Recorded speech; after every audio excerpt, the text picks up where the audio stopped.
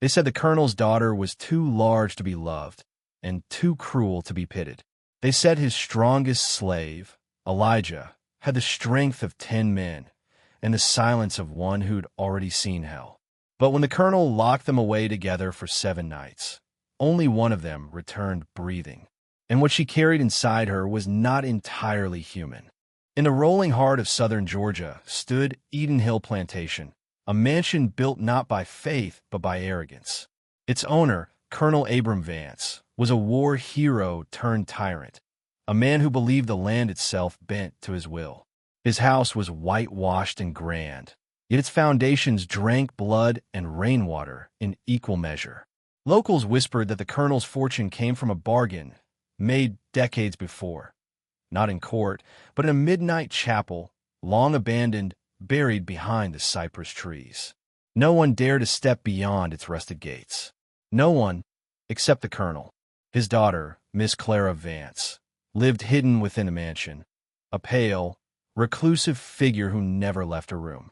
She was known for her enormous frame and her trembling voice. Servants said she cried in her sleep, begging him to stay away. When asked who he was, she'd only whisper, "The one father keeps in the dark." That one was Elijah, the colonel's strongest worker, a giant of a man with eyes that looked like dying fire. He spoke little, prayed often, and seemed haunted by something older than the plantation itself.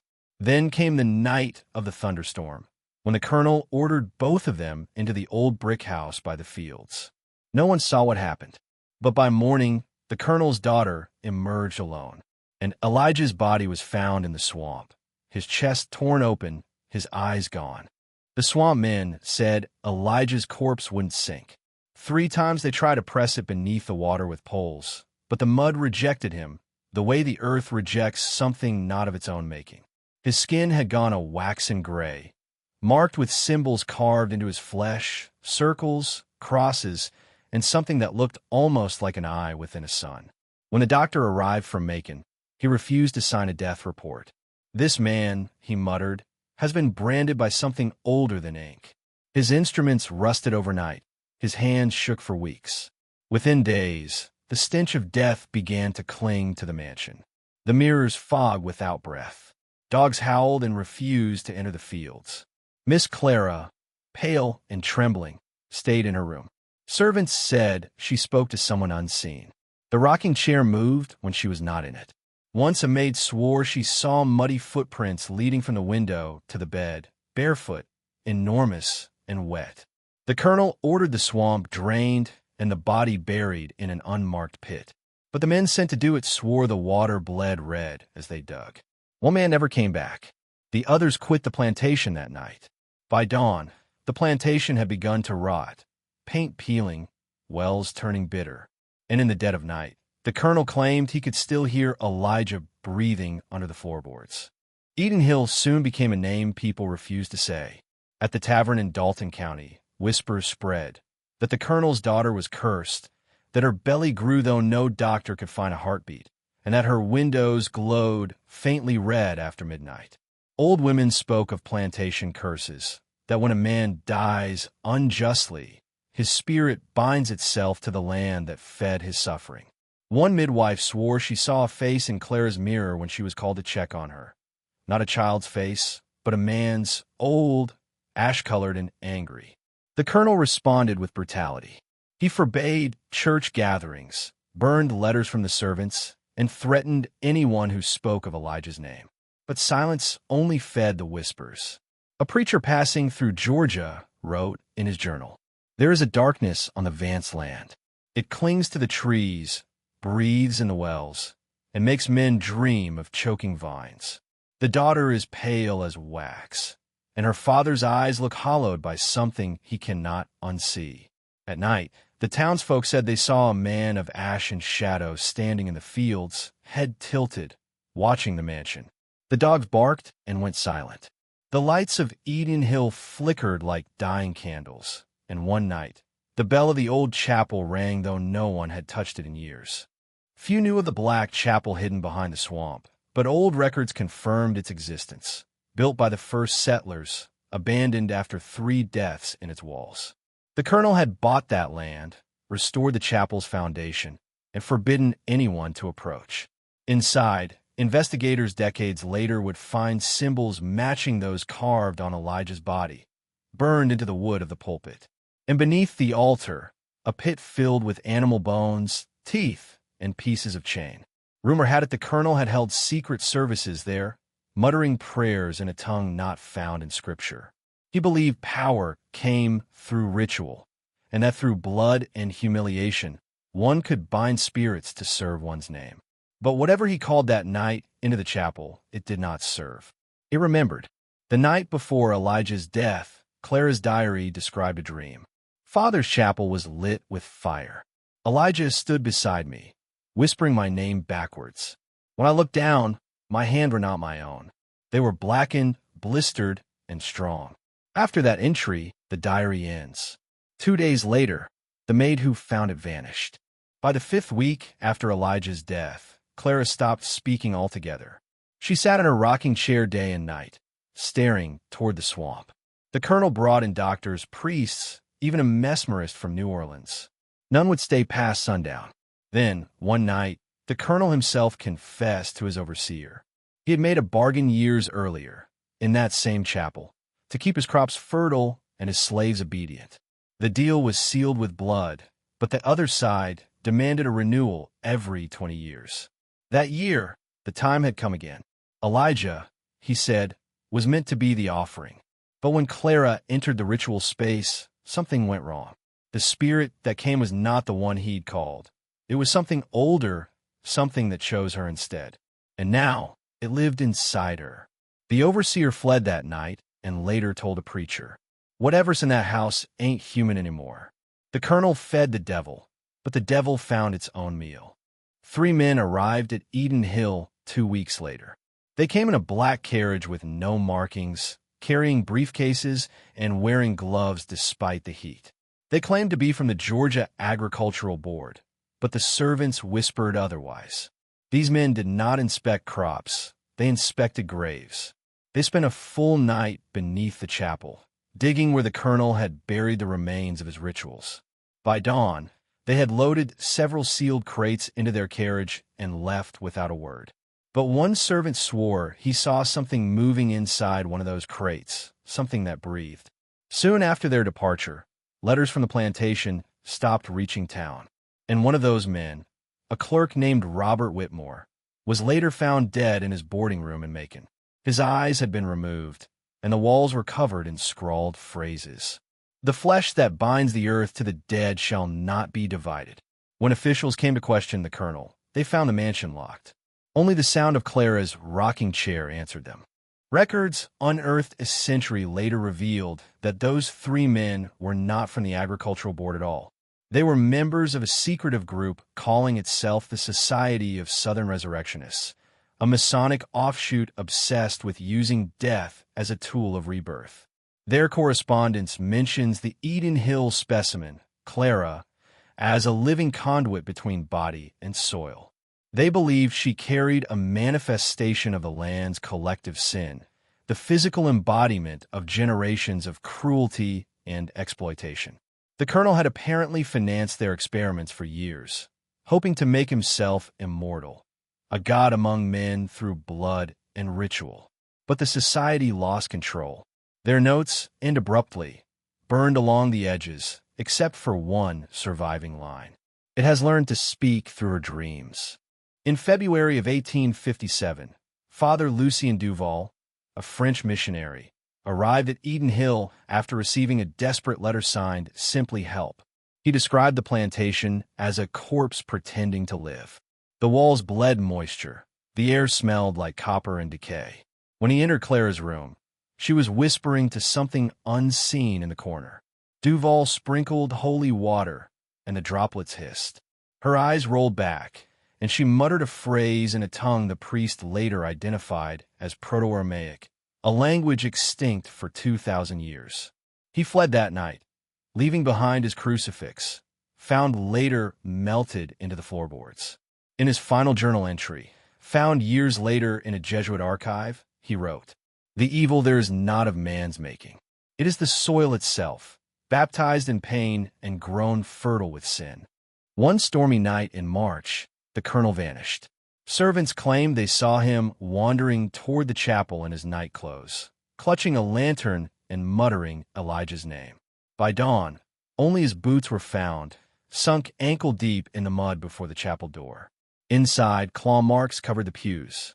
Days later, Clara began speaking again, but it was not her voice.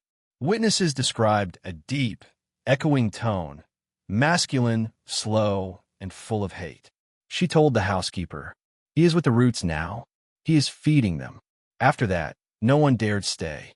By spring, the plantation was abandoned. The fields grew wild. The house fell into silence. In 1903, state historians rediscovered the ruins of Eden Hill. They found charred furniture, a few rusted shackles, and beneath the floorboards, a bundle of burned papers wrapped in cloth. Inside were the colonel's ledgers, filled not with numbers, but with prayers. Each page began the same. Blood is memory. Soil is truth. The final entry read, "She is with child, but the child does not grow as flesh. It grows as voice. It whispers to the land, and the land obeys." The documents were confiscated by the state, and the site quietly declared off-limits for restoration. No museum claimed the artifacts. And soon after, every man involved in the investigation died. 3 from fever, 1 by drowning, 1 simply vanished. In 1921, a historian named Dr. Meredith Crane began researching the lost records of Eden Hill. She discovered fragments of Father Duval's diary and 2 surviving pages from Clara's own journal. The handwriting was shaky, childlike. The voice comes from below the floor. It hums when I sleep. It tells me I am not alone. It says it is my brother. Crane dismissed it as madness until she visited the ruins herself. Locals warned her that the land still breathed.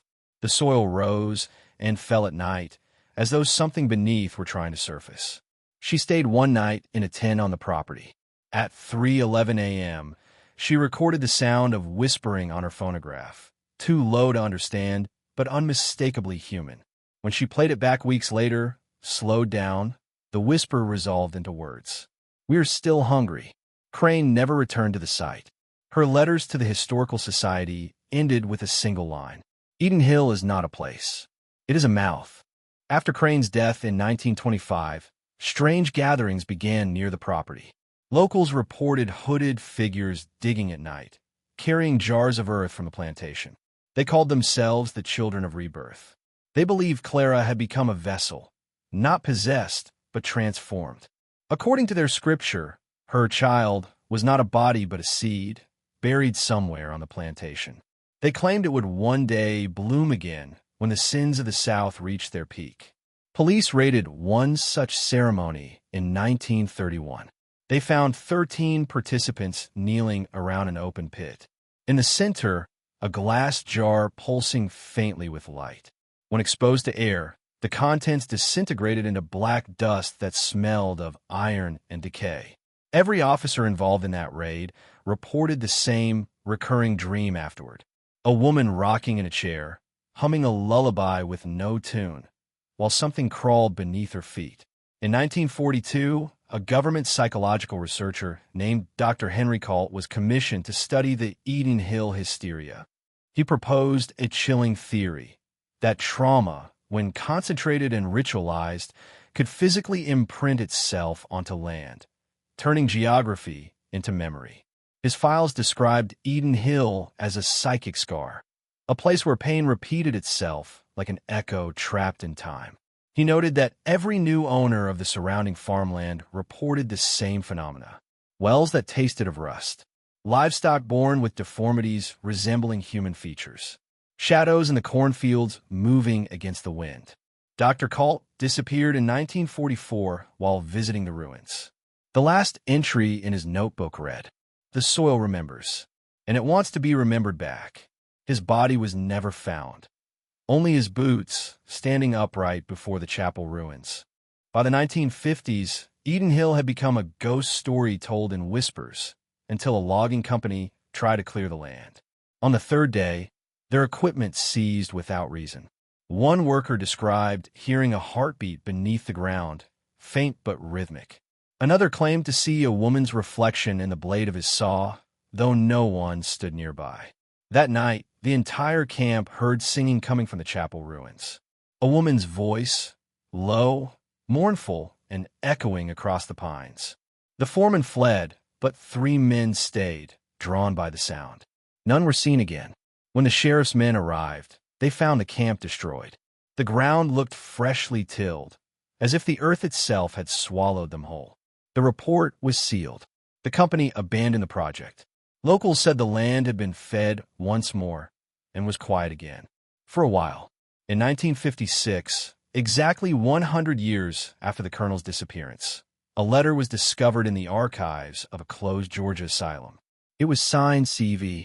Experts identified the handwriting as matching Clara Vance's diary. The letter read, "Father wanted to own life. He wanted to plant power like corn. But the ground was already claimed. It had its own hunger. It promised me love if I gave it a name. I named it after him." Beneath the signature was a single crimson fingerprint, perfectly preserved despite the age of the paper. Tests showed it was not human blood. In 1972, a team of university archaeologists returned to Eden Hill under a preservation grant. They intended to disprove the myths. They camped near the remains of the mansion, taking soil samples and mapping the land. The first night was uneventful. On the second, the ground moved. Not trembled, moved as if something vast shifted beneath the surface. The air became heavy, tasting of metal. The team's recordings captured an unidentifiable sound, deep, rhythmic, wet. A pulse. At dawn, they discovered their tents half sunk into the soil, as though the land had tried to inhale them during sleep. One student found an eyeless porcelain doll buried at the site of the old nursery. Its mouth was open, filled with dirt. Inscribed on its back were 3 words, faint but legible. "I hear him." Within 2 days, the team abandoned the dig. Their report never reached the university. The lead researcher was found months later, drowned in his own bathtub, the word Eden scratched into the porcelain with his nails. Local genealogists later uncovered that Clara Vance never officially died. Her name appeared in hospital records in 1861, then again in 1892, listed as a mute patient, Unaged. Witnesses described a pale, obese woman with no pulse, who sat unmoving and whispered constantly to herself in a dead language. Over time, rumors spread that she had given birth not to a child, but to an idea. A corruption passed through bloodlines and whispers. Families living within 20 miles of Eden Hill reported children born with the same birthmark, a small red circle on the chest, like a brand. These children, when old enough to speak, all repeated one phrase when asked about dreams. "The mother is waiting." In 1983, a televangelist named Pastor Harlan Griggs purchased the land, claiming he would purify it for the Lord. He built a small wooden chapel over the ruins and began hosting midnight sermons broadcast on local radio. For 6 weeks, everything seemed normal. Then his congregation began to vanish. Neighbors reported strange noises under the chapel floor, chanting that didn't match any known scripture. When police finally raided the property, they found the church empty, no bodies, no blood, only the pulpit split down the middle. Behind it, a deep hole descended into the earth. At the bottom, hundreds of teeth mixed with soil. In the final recording from Pastor Griggs's radio show, a distorted voice interrupts his sermon, whispering. The seed remembers the hand that planted it. The broadcast ends with the sound of the preacher screaming, followed by silence and static that lasted 6 minutes. In 2003, a local journalist named Evelyn Hurst revisited Eden Hill for a documentary series on Haunted America. She spent 2 nights there. Her cameraman described her as distant, entranced. On the 3rd morning, he found her in the old chapel's basement, kneeling before the earth. The camera footage, later seized by authorities, shows Evelyn pressing her ear to the ground and whispering. "I can hear her heartbeat. It's so close now." She vanished moments later. Only her shoes remained. The last frame of the video captures the soil shifting, cracking open slightly, and from within, a faint cry, like that of a newborn. The footage has never been released. Those who viewed it privately claim that, if you listen closely, you can still hear a second voice whispering beneath hers, deeper, older, almost pleading. Let me grow again. Today, the land once known as Eden Hill lies behind government fencing. No trespassing, no explanation. Satellite imagery shows a perfectly circular depression in the earth, expanding year by year, as though the land itself is breathing. Locals still hear sounds at night, slow, rhythmic, like something enormous turning in its sleep. Farmers nearby say their crops sprout faster facing east toward the ruins. Some refuse to harvest at all, claiming they can hear a heartbeat in the roots when they pull them up. And every decade, a stranger leaves flowers at the gates. No one knows who they are. The flowers are always lilies, and always grow overnight into something larger, darker, wrong. Perhaps the Colonel's sin was not ambition.